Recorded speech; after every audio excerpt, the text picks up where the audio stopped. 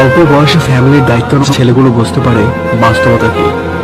যে বয়সে তাদের বন্ধুদের সাথে ঘোরাফেরা করে দিন কাটানোর কথা, সে বয়সে তারা ফ্যামিলির দায়িত্বভার মাথায় নিয়ে ঘোরে। একমাত্র তারাই বোঝে জীবন কি।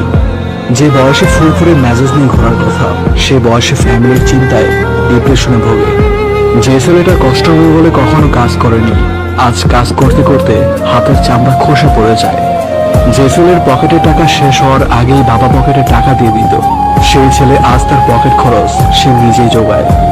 একটা সময় পর বুঝতে পারে ভাই বন্ধু কেউ পাশে থাকে না, মন খারাপ হলে তাদের পাশে কেউ থাকে না।